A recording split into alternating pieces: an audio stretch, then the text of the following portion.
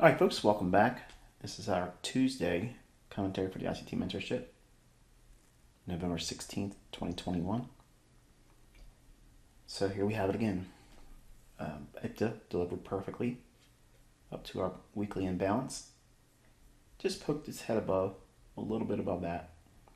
Completely filled in the imbalance over here. So with that, and the fact that we have basically this low to this high, repeating this low projected up, but completing more specifically the premium arrays. In other words, reaching up to the objectives that we outlined or I outlined for this particular week. With that said, that moves me personally to the sideline, or what would be considered a position of neutral. I'm no longer bullish, I'm no longer bearish. I'm in a wait and see mode where I don't want to basically risk anything for the rest of the week. I don't want to assume that I need to have another trade, another position. All those things are no longer important for this particular trading week. So the question is going to arise, do you have the discipline to stop trading when you hit your objectives? Even though you have Wednesday, Thursday, and Friday still left in the week. That is a pitfall for new traders, developing traders, or recently consistent and profitable traders. They get that bug and they think, well, I got more time. Let me see if I can get here and make more money. And then the inevitable happens. You fall victim to trying to pursue more when the market has already communicated rather clearly that is done enough for this particular week. Your objective is not to get in here and try to trade every single day as many times as you can in every possible setup. That's not what you're supposed to be doing. You're looking for low risk, high probability trades that are allowing you to cherry pick and not fall victim to fear of missing out or greed. All right, on the hourly chart, nice return back down in. Consequent encroachment between the imbalance premium and discount levels respectively. After hitting consequent encroachment, it trades back down, closes in the buy side imbalance, sell side inefficiency, order block, and discount low of the imbalance. So hits it, then springboards up into the weekly objective I gave you, and then one more time ramming above it here.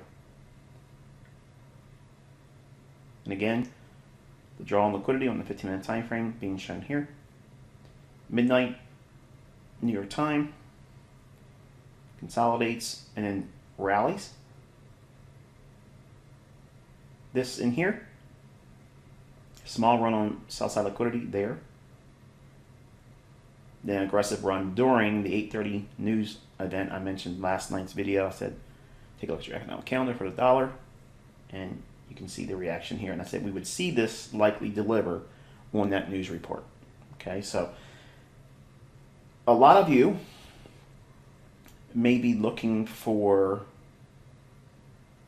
reasons to trust this stuff I'm teaching you, because you get outside interference and people talking that have absolutely no idea what they're talking about, and or just failed traders, failed students that can't do it here, can't do it really with anyone.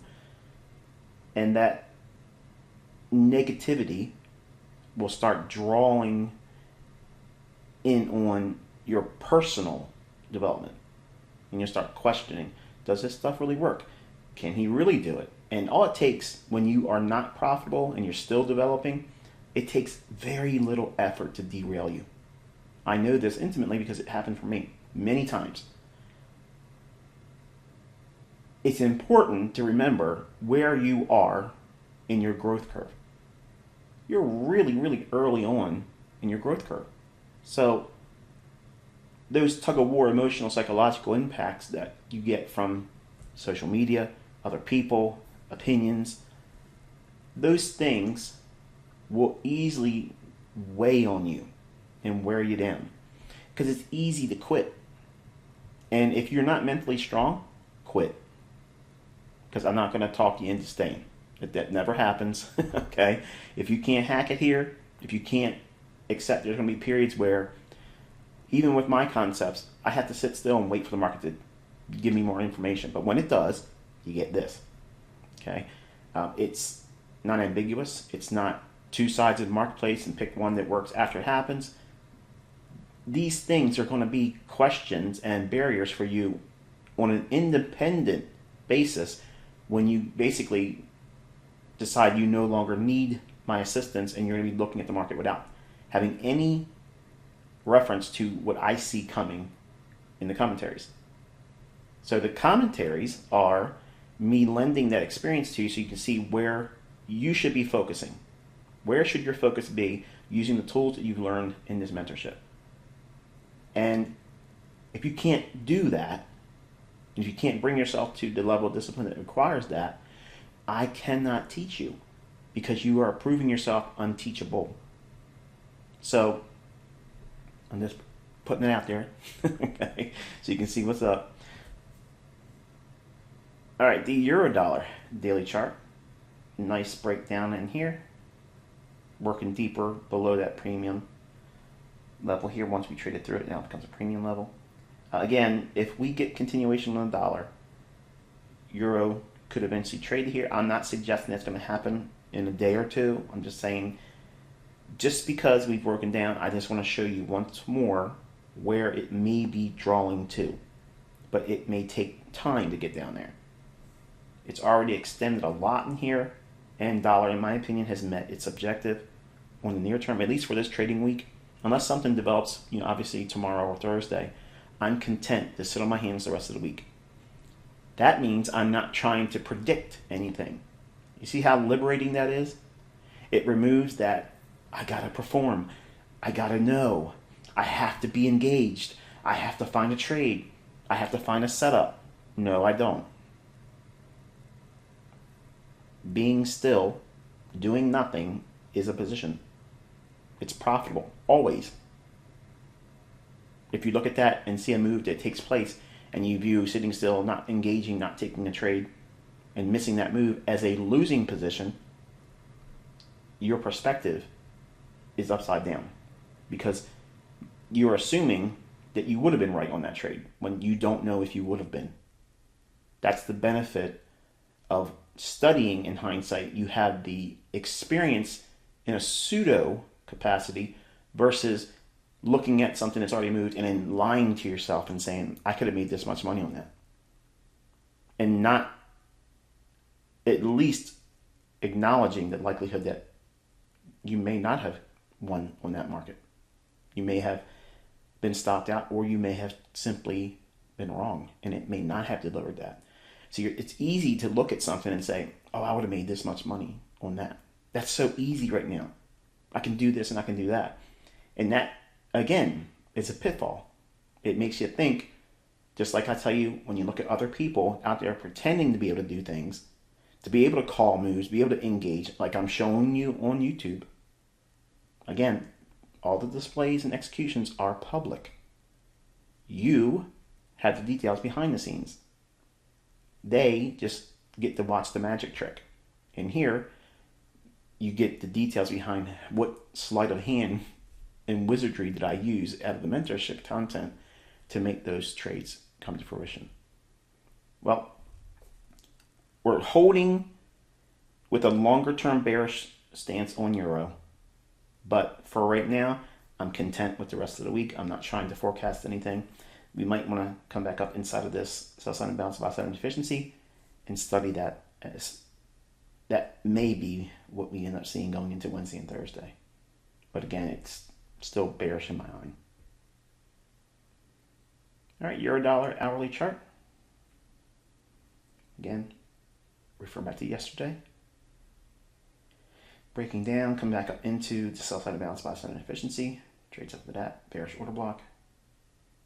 Nice displacement. Another fair value gap here comes in to that level there, and the discount low of the imbalance respects that, fills it in as well on this gap, and then breaks lower.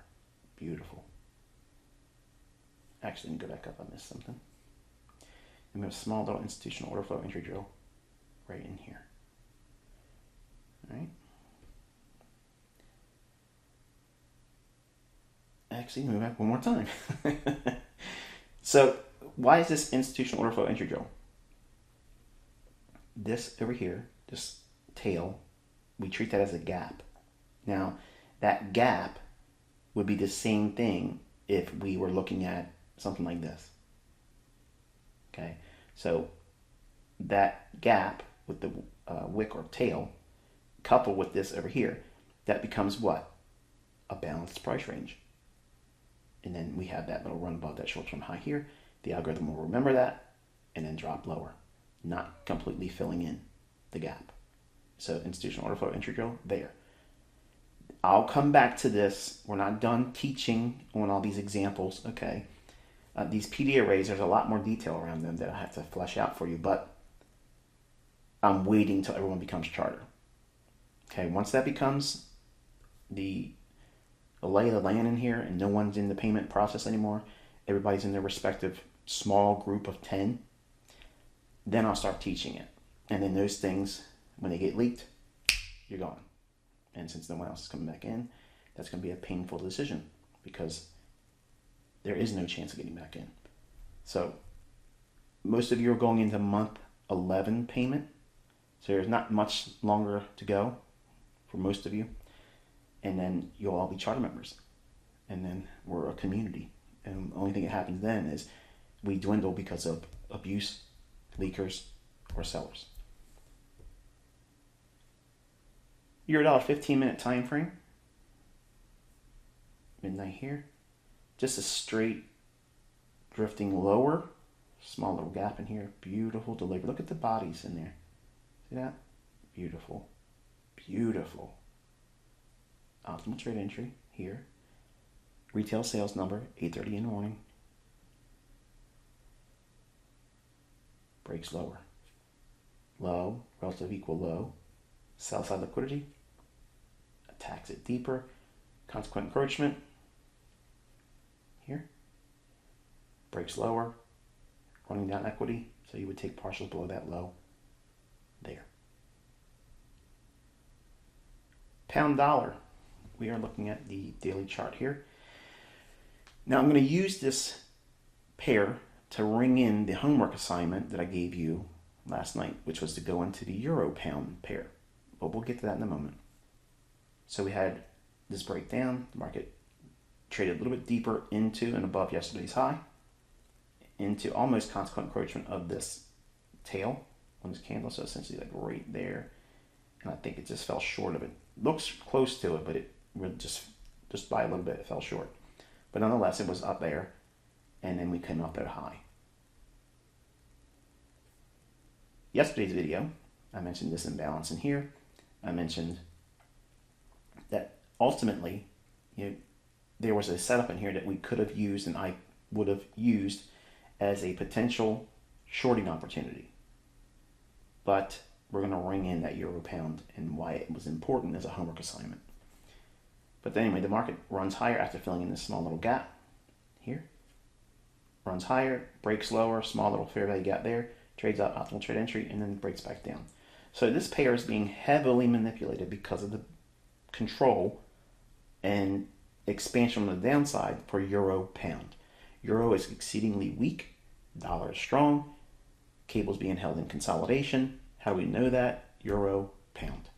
Euro pound is weak. So that means longs in cable are scalps.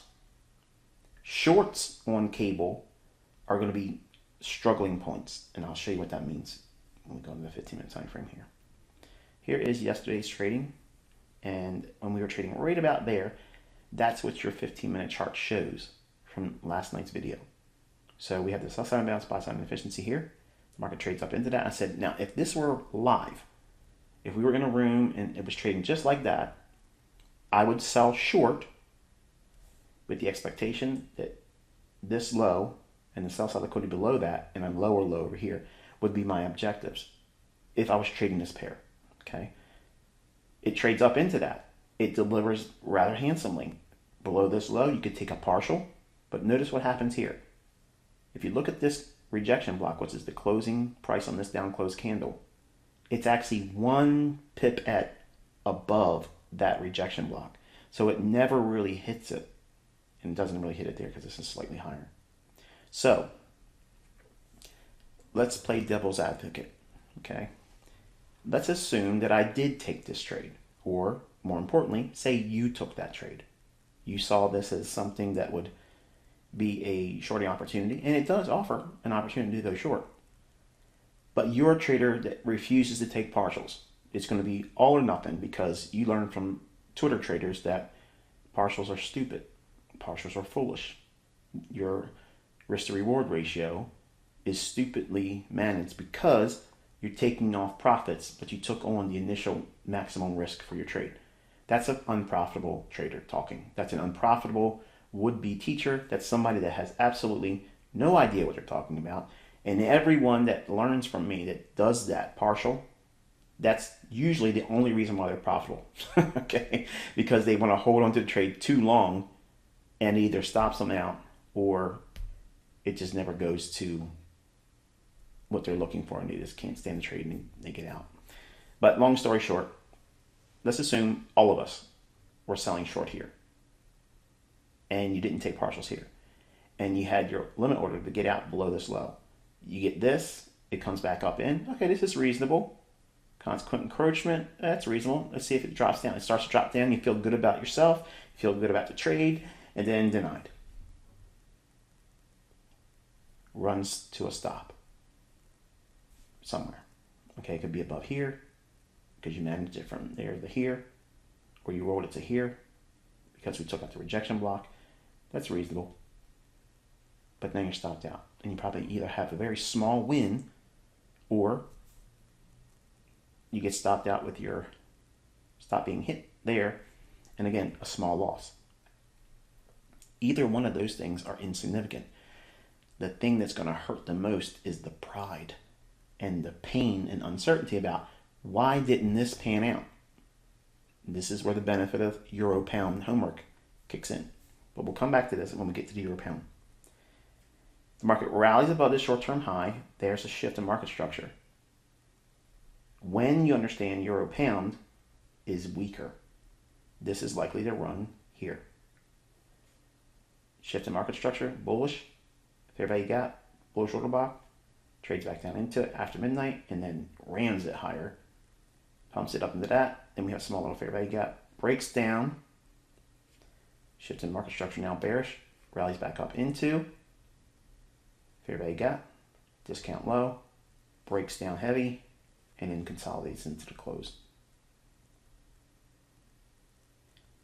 Now let's take a look at euro pound. Here's euro pound, small little imbalance in here, mean threshold, up close candle, trades into that. There's your premium array.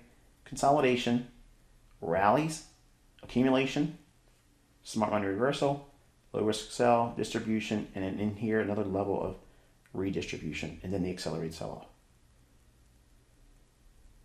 That's a market maker sell model.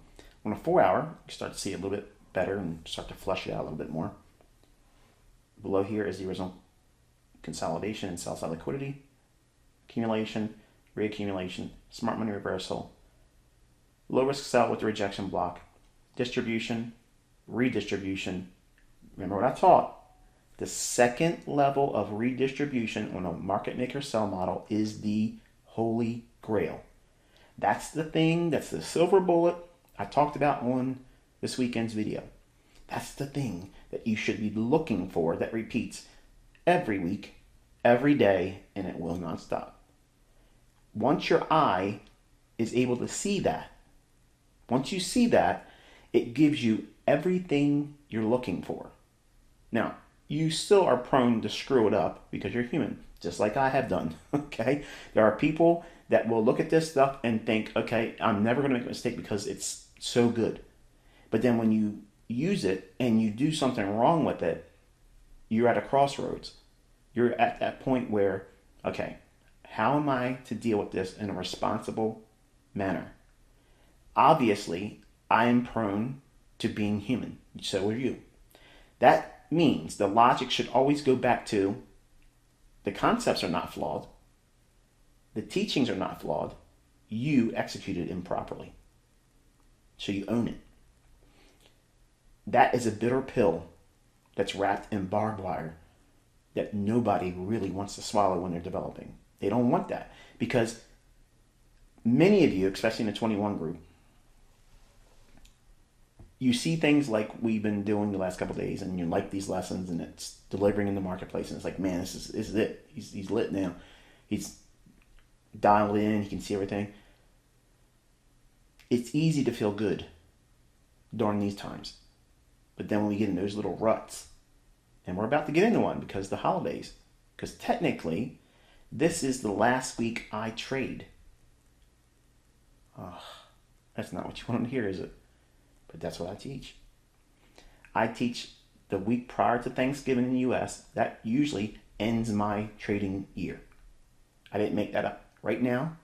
I didn't just come up with it in 2021. I've always stated that. I've said it on YouTube back in 2010, 11, 12, all the way till where we are now. I say it every year. It doesn't mean I'm not going to obviously deliver commentary on what I think it's going to do. I'm just saying I personally would not be engaging because I elect to use these weeks to be a family man, holidays, focusing on that. So those are the reasons why I do it. And I talked about this also in my video series on YouTube. But with all that said, when you know that second level of redistribution, when it's in a market maker sell model, and you see it in a cross like this. Now, this is important. I'm not writing it on the screen. You have to write this in your journal. Dollar's bullish. We've called it bullish. Foreign currency bearish. Euro, clearly bearish.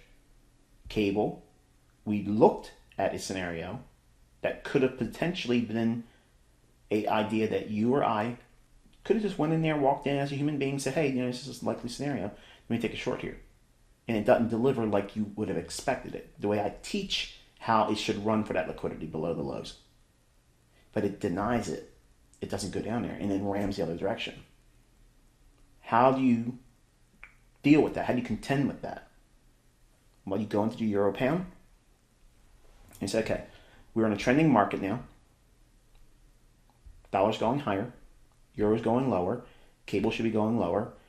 But you go into the cross to double check that you're on the right pair. If you're bearish foreign currency, you want to know which one is the weaker between euro and cable or pound. In this pair, the first name in the currency's title is euro. So when this currency goes up, that means euro is stronger and cable is weaker. When this pair goes down, that means euro is weaker and pound is stronger, and vice versa. Over here, if we are seeing a second level of distribution, and we're at a premium right here, and it's likely to go below here, this is when the accelerated selling or magnitude on the downside increases to a larger delivery of larger big candles or ranges. So you get speed and distance. Remember those comments I used to always add on my video? I'm waiting, I'm looking for speed and distance. That's why that signature is expected here, because it's on that second level of distribution in a market maker sell model. This means what? Going back to the title of the currency, euro should really be falling easy, but cable is either going to go sideways or run buy side. Comparing the euro dollar to top, I said we would go over that area in here for your homework. Here's euro going up into that small little fair value gap here, there, and I said it should stay heavy and roll right over that day. And we got it last night in the commentary. I covered that. Euro pound, look what's going on here. We have this high, higher high. High, lower high. Now go back to that checklist. Dollar bullish, foreign currency bearish. Okay, you go into the cross to find out which one you want to be in to get the outperformer. Okay, in other words, the sicker sister, the one that's more likely to go down than the other, which would be euro in this case, because euro pound is diverging with the euro dollar. So this is indicating that yes, this is just a stop run. Yes, underlying pinnings of the marketplace suggest that euro will outperform on the downside. And if that's the case and we're bullish on dollar, we have ferreted out that cable is not the best candidate to do what? Sell short. So now, if you look at the relationships here, cable's going higher. This is going lower. So this higher and this higher, you don't see any divergence from an S&T standpoint. It's hidden from you. But when you use the crosses correctly with the underlying narrative in the marketplace, bullish dollar, trending environments, then you go back to the cross and you look for the weaker sister or the stronger sister in the pair euro pound. So you're going to try to find the most what's the word I'm looking for? You're looking for the one that's going to move the most, basically, and have the most dynamic price action. And that's what you get here. Okay, so it helps you ferret out which one's going to move the best. So that's answering a question I got many times over the last couple months. How do I use the cross to find the better trade to get in if I'm looking at euro and pound? You have to understand what you're looking for. And that's all based on present narrative, because you've been learning for the last few months that dollar's been in consolidation. So dollar being in consolidation, that means you go to the cross to do what? Find out which one's going to move. And dollar stays consolidated, but the crosses will be used to trade. But we don't trade euro pound. But you would do it with like Aussie yen, and you use the interest rate differentials for that. So this is how you work with the crosses in the Forex market, but you do it properly. There's a reason why you look at crosses for certain things, and it's never the case when you look at people that beat the market maker, Astro Effects, everybody else. They think they know what they're talking about when it comes to dealing with these crosses. But because they don't understand that the algorithm itself is utilizing this information, because they don't even believe there's an algorithm. They don't believe in IPTA. Everybody outside this mentorship thinks it's all made up. Well, that's their ignorance, and I'm welcome to leave them there. But when you understand what you're looking for, and when it happens, most of the time, it isn't always going to happen for you, because, again, go back to that analogy. Well, it's not an analogy, it's a reality. We're all human. We're going to be prone to doing it wrong or reading it wrong. But there's rules that I teach you in here. They do not change. I'm not moving goalposts. I'm not, mystifying and hypnotizing you so you forget about something I said over here and now it's something new. You're just learning more intimately how to use this information. So it helps you navigate and pick the better setups that deliver the better trades.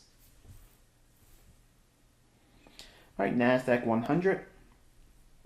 I talked about this imbalance in here, how we traded up into that. Be mindful of it, but I didn't think we were going to stop there. It just means for us to come back down and retrace. Dig right back down into this mean threshold bullish order block. We hit that and immediate rebalance. You see that? We opened, traded down into this old high. So all of this here rebalanced. And then came off that, closed here. Today we opened, traded down a little bit, and then sprung higher, completely overriding this premium array in here. So the focus is here, okay? Hourly chart on NASDAQ 100. Again, going back over here, we saw the reaction, it rallies up. I mentioned in yesterday's video that we were likely to draw back into the opening gap. We see that here, traded back down, offer a little bit of resistance in here, trade lower, and then lower low here, ahead of the news event that came out in the New York session and the opening of the stock market. So this low had sell side below it, and we have this wick, split that in half, boom. Remember, we cut through candles. We're not supply and demand. We don't lean on supply and demand retail logic. But this run on the sell side here, we're going to take a look at that when we compare the averages. but it rallies above. And remember what I said about this opening gap. I am bullish on NASDAQ, but I'm waiting for it to trade above that gap. And if it comes back down into that gap, I would be a buyer there and then try to make a move going higher. I outlined it. I explained to you why I felt that way. I told you what would be the structure and setup and framework of a long trade in this particular market. Okay? I am at my core a futures trader. Many times when I speak to you, as long as you all have been learning from me, even before I started the mentorship, you all see me as a Forex trader, guru, okay? Many times you hear me talk and you'll hear me say things that link back to my early 90s as a futures trader. I'll say contracts. There are no contracts when you're trading Forex, okay? The idea of being a one-trick pony or learning from a one-trick pony is nonsense, because the futures market is something that would give me very little opposition if I had to go right back to it. And I mentioned as we got into September and such that we would start talking about these indices, because this is the time when they're hot. It means that they move around a lot. The liquidity is really good. The ranges are really good. The setup and framework is just, it's brilliant. But I don't like them in the summertime. I don't like them at the very beginning of the year either. So there's times when these markets are good, and when they're not, I don't want to talk about them. Not because I want to starve you as my student, because I know some of you want to be specialists in these markets. I'm teaching you how I interpret price. I want you to be operating when the highest probability and odds are in your favor. Not, well, we have time, let's just trade this market now. I don't want you thinking that way. None of you should have that, well, I'm just going to settle for this right now. Okay, I don't want you doing that. But I'm also teaching you when the Forex market is stale and the currencies are just not moving around that much, you are not locked into, well, I can't do anything because Forex isn't working for me. Indices offer this opportunity, and you can obviously trade small mini contracts and micro contracts of these indices as a futures market with reputable brokers. They offer it. Okay, the CME is made it very, very accessible to small account traders. But even with that, some of you that don't have that much money probably aren't going to be in that realm yet. So I'm teaching you to be a complete, comprehensive analyst, so that way you'll know when and how to navigate from one asset class to the next when it's most appropriate for you. But go into your notes, and if you have to, go watch the videos again. But I explained how if we get above that gap, the opening gap, and come back down in, I would be wanting to be a buyer. But not just simply on the basis of that. I have to have other things. What other things? I'm not going to bring in something new here. It's the things I've been teaching you. But take a look at it now. Here we have short-term low. We drop down. This is your Judas swing. This is the AM session. We drop down, rally. We come back down into that gap. See that? You watch in my YouTube channel, I buy it. I am not trying to teach what you are learning in here. Now, I had the lines on here, and I'm quite certain that the majority of the folks that are looking at that, they're thinking, well, what's these lines? You know what it is. But I wanted to, just as we got into that level here, I just wanted to be a buyer and then weather the storm of this here. So I felt that 16,200 level wouldn't need to be traded to. And also, it's basically a breaker. Okay, so this level here extending out in time. I felt that we'd find some support there. It went into a little bit, and if I would have got stopped out, it's fine. I would have went right back in again. And I would have used half the leverage and still would have showed what you saw today.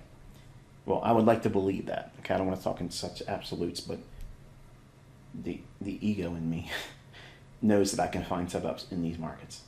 So The market goes back down one more time, takes up the short-term low here, and then nice rally up. And if you watch in the recording, I map out when it's up here on the lower time frame. This is a 15-minute time frame. I didn't use the 15-minute time frame to get in. But we drop down in. Before it drops down in, I draw a little trend line that has a little arrow on it. I say, okay, when it's up here, before it does it, while it's printing and marking to market live, in the recording obviously, it drops down and I draw the arrow to this level here, and then underneath that level, because I'm trying to show you in our conversations now, inside that gap, it's going to go from there up to 16,310. That was my level, 16,310 for the morning session. That's what I was outlining. It did exactly, with the exception of one more pass down in here, that's fine. Didn't stop me out, but it went exactly like I wanted to. And we only had this candle go just a little bit above it. And that's what I'm mad about. I'm mad about that because I'm usually out on the highest candle of the morning session or the lowest low on the morning session in the indices. But this is enough to show, obviously, again, for everybody out there that's doubting, okay, oh, he doesn't do this, he doesn't do that. Man, you all see it. You see what is likely to happen. The world sees me performing with no real idea why I did it. And that's why a lot of people hate my videos, even in YouTube, because I'm not outlining everything that you see here. I'm not obligated to them people. Okay? I teach and show what I think is useful, because if you look at things over and over and over again in my YouTube videos, you'll start picking out things. And that's why I try to hide entries. I kind of like skew where I want to get in at, where, in my opinion, it's what I'm doing, but it may not be something you would agree with. That's surreptitious. That's evil. That's hiding something. Why is it evil, and why is it something that would be frowned upon by this community? I'm obligated to you. I'm not obligated to them. And if I was teaching every level of capacity that I do in this mentorship on YouTube, then you would be right to be offended. If I was teaching everything I've been teaching in 2021 on that YouTube channel, you should be upset, but I don't do that. So if you're looking at this move here and you have wrote down everything I said before it happened, this is exactly what I teach you. This is exactly what I outlined. And this is what you get as a result. I cannot trade retail. I cannot look at things with indicators. I cannot look at trend lines, moving averages, all that stuff. It's offensive to me. Because once you understand what the markets are doing, what they're really doing, and how they book, and how they mark to market, and why they're doing it, because it's not buying and selling pressure. That's not what this is. They're absolutely controlled. They're algorithmically manipulated. There's no way I could know these storylines before they happen unless that's the truth. And I have inside information about why they do what they do. There's no argument there, folks. That's why I said, get these people out, oh yeah, he's doing something illegal. He's doing this and he's doing that. Folks, listen. I can do this in front of any governing body. I have no problem. You all are witnesses to it. I ain't afraid of none of that stuff. But when you yourself, when you get to this level, and this is not even that high of a level. I mean, this is something that I think personally, 18 months will get you. If you've done everything I said and how to train yourself and practice, 18 months, this type of trade, an idea, and fleshing it out and seeing it before it happens, that is absolutely reasonable. It's realistic, and it should be a goal. The problem will be that New York lunch. You might hold on to it too long in there. Or you'll try to take trades in there. Or you'll try to trade on the other side of the New York lunch after you've made money, and then you'll lose some. Or all of it. and then take a loss for the day. That sucks. That's why I wanted to work early in the morning when I was a futures trader, trading S&P and bonds. I wanted to make my money early in the day, and then I practiced in the afternoon. The majority of the time, my losses that hurt me the most were the ones I took after New York lunch. And if I just would have stopped for the day and just took what I made in the morning and been done with it 2 or 3 times a week and never went back in again, I would have done way better. But like most of you and everybody else in trading, when you're first coming up, man, that feels really good when you're making $1,500 in the morning. You know, it feels great. Like, where can you do that in 1993? I didn't know anybody back then that was doing that. That's a lot of money. And to do it in sometimes 30 minutes, sometimes less than an hour, and that's it, you're done. It makes you feel like, well, I didn't work hard enough for this. Let me get in here and overtrade. You know what that feels like. You've done it. And that's some of the things I did when I was a developing futures trader. And it hurt. And those things still hurt me. So that's why I don't do the reckless stuff that I did back then, because I have those scars that do not have numbness. They have pain in them still.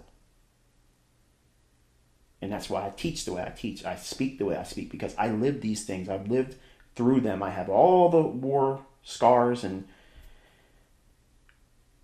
traumatic stress syndrome. It's real. I went through all that stuff. But it makes me who I am. And it gives me the genuine reality gripping, grab you by the lapels and listen to me, because if you don't, you're going to have the same pain. And you might not have the obsessive compulsive disorder that I have, that said, the hell with you. I don't care how much pain this is going to be. I don't care how many times I blow an account out. I'm going to keep on doing this until I learn how to do it. It's easy, as I mentioned earlier in this video, it's easy for a developing student to quit. And if you're a quitter at heart, quit. Quit. But if you know in your heart that you want to do this, there isn't anything out there, come hell or high water, not something I'll teach or won't teach, something that somebody else does or doesn't do to you, how many times you lose, how many times you blow an account. If it's something that simply says, this is just being delayed, this is not a barrier or complete denial, it's just a speed bump. If you have that mentality, you can be a trader. Because trading is managing a career of professional loss. And it doesn't make sense to anyone, because they think it's all about winning all the time and very little losing. But every trade you get into is a losing trade. You got to overcome the cost. If it's Forex, you got the spread. If it's futures, you have the commission. Every trade opens up with a loss. Every single one of them. Not one trader opens up a trade and they're a winner immediately as soon as they get in there. You have to overcome the cost. And then add to it, you have to be timing it so you don't have anything to draw down before it hits your stop, or margin you out if you're not using a stop and you're over leveraging. But you have to have the resolve, mentally, psychologically, emotionally, 150%. I am not quitting. Now, you can quit me. You can quit this community. You can quit this whole idea of the way I teach. If this doesn't fit you, go do something else. But whatever you do, if you're going to be a trader, you still have to have that resolve that no matter what, I'm not going to stop. And maybe you'll find something else. I just personally think everything else is stupid. Everything else is guesswork. Everything else is gambling. And it's flawed logic. It's based on garbage. Have you ever seen anyone teach futures like I'm showing you here. There's a lot of futures trader out there, and there's a lot of futures index traders out there. There's a lot of gurus, educators that say they can do this and say they can do that. But have you ever seen anybody outline a narrative before it even happens and it delivers like this? Because I don't. And I look for them. There's no black box version guys out there that can do that. There's no ex-floor traders turn YouTube teachers. There's some out there. They can't do this.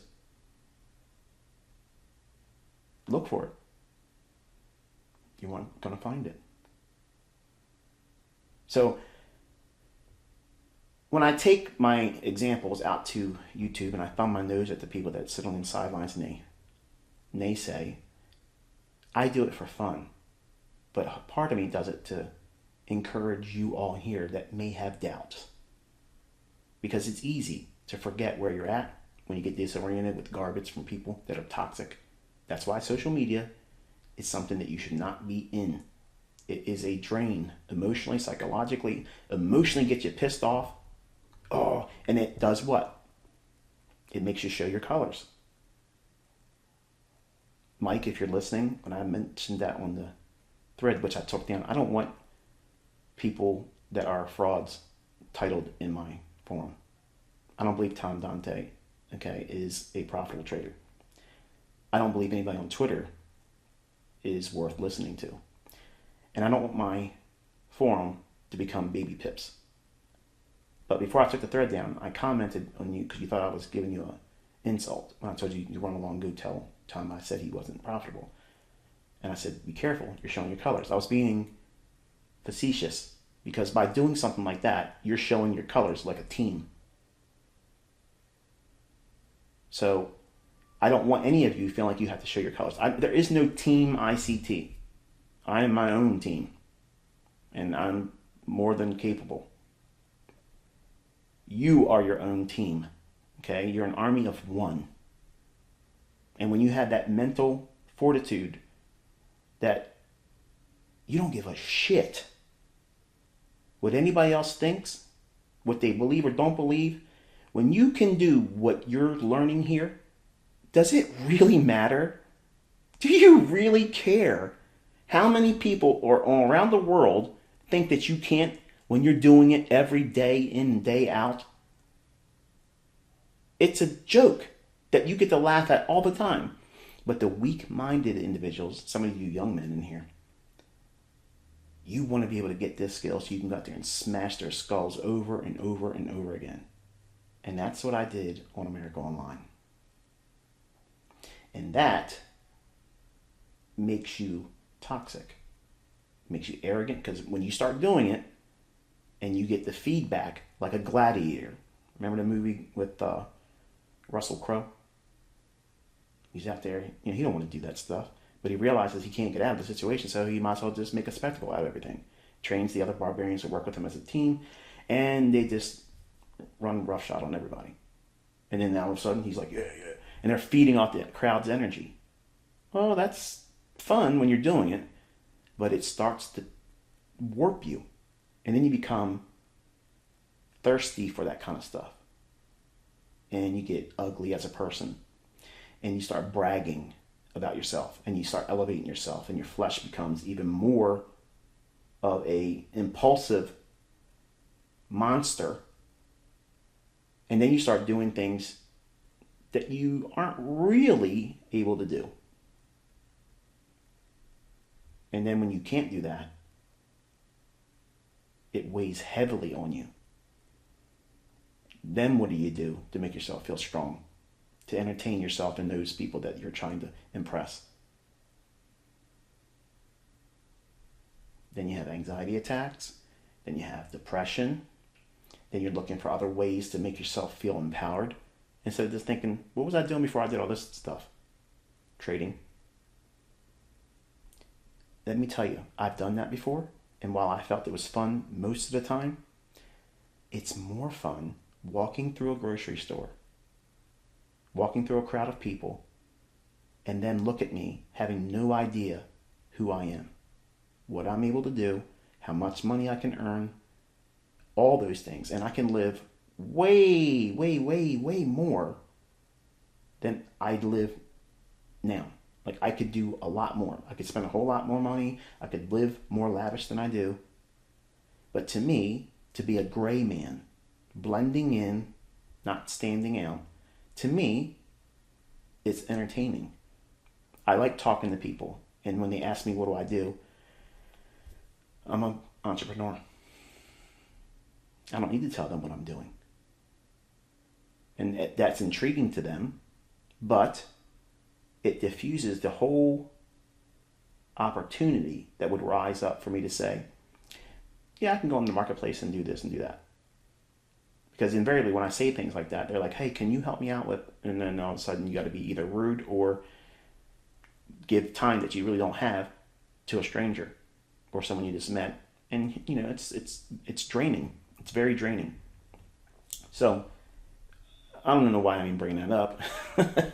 I just toss it out there for no extra charge. But nonetheless, the point is this. You've heard me outline this move. It's not Forex. Okay? So the question is,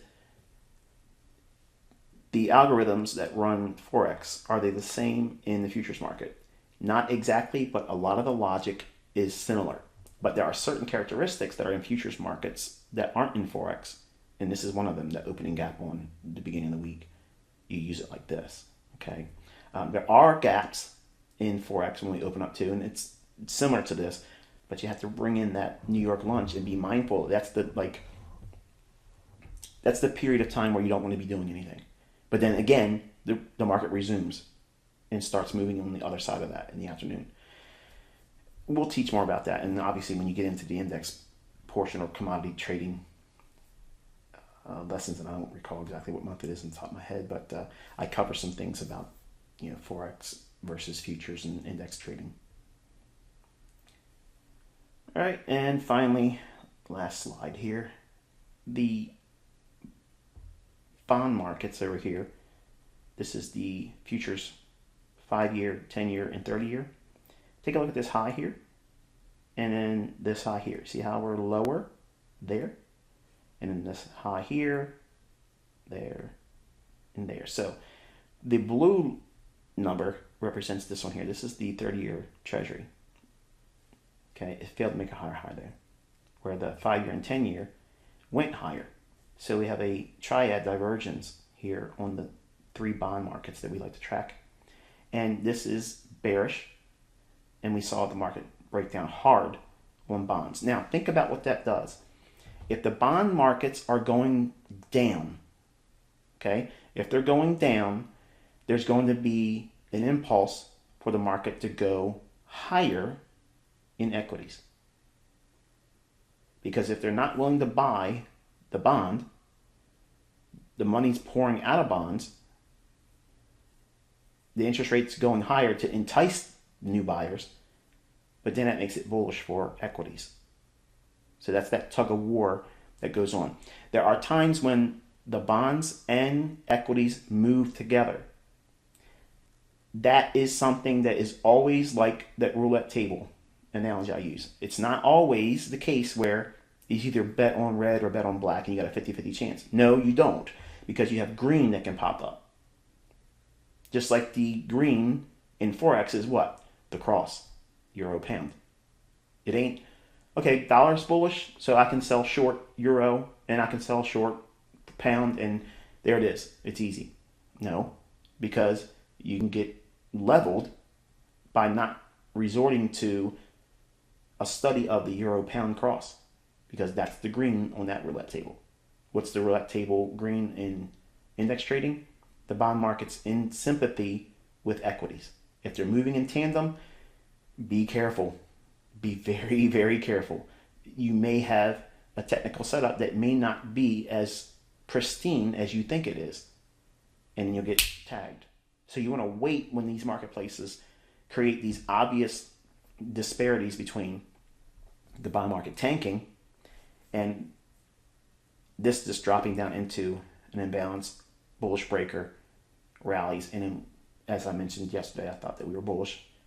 And then I look over here. Add all the bond information, also imbalance, low, lower low on the NASDAQ 100. The Dow, which is US 30 here, notice that we're seeing this lower low here on NASDAQ.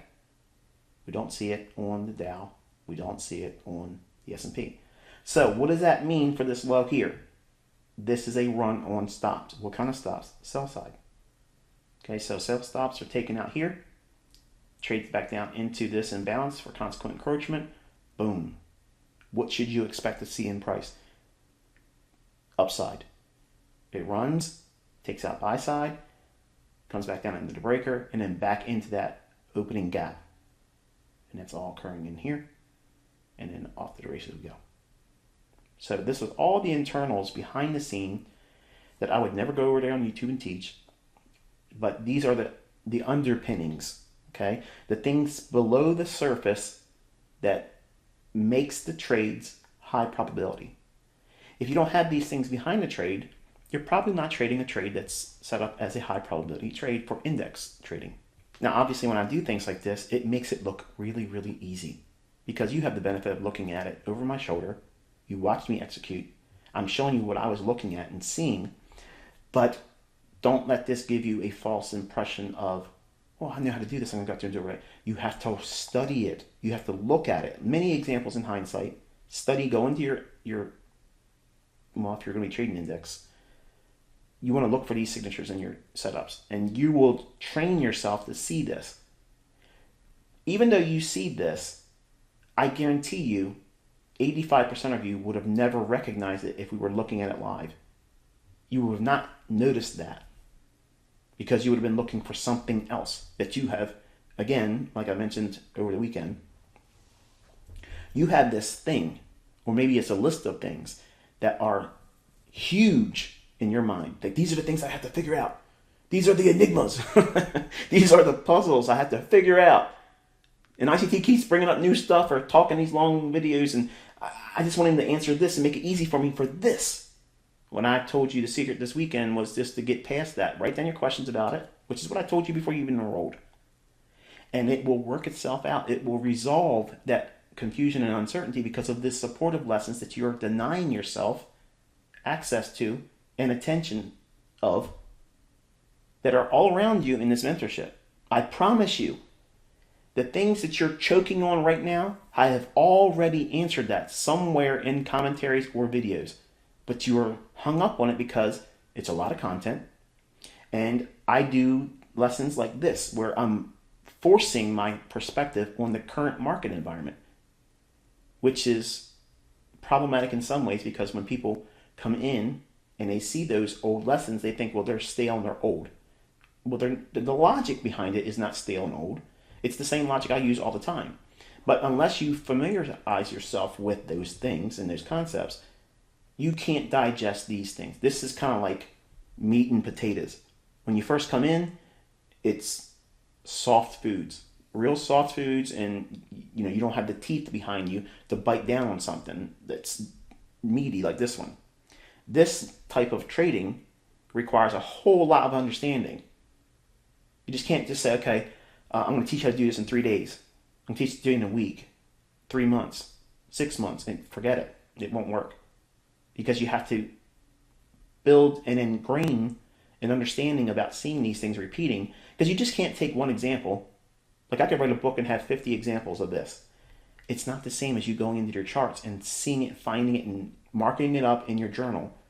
And then having your experience framed on your own digging into the chart with backtesting. That's what makes it real for you. This is entertainment for most of you. You come in here and you watch me do this. Oh man, that's so cool. Wish I could do that. You can. But you have to do the things I tell you to do to learn how to do it and trust yourself and the interpretation of price. If you don't condition yourself and train yourself properly, you are deferring your success. I'm not deferring it. I'm not holding any of you back. You all were successful, potentially, at YouTube. You came here to learn the inside, deeper secrets. I'm showing them. And you came in on your first leg here in month 1. That right there puts you in the ground running, making money. If you learn month 1 and you understood what you were exposed to on YouTube, there's absolutely zero reason why any of you can't be profitable. And that's the God's honest truth. That's straight up, absolute, rubber meets the road. That's the truth. That month one content literally makes profitability within reach.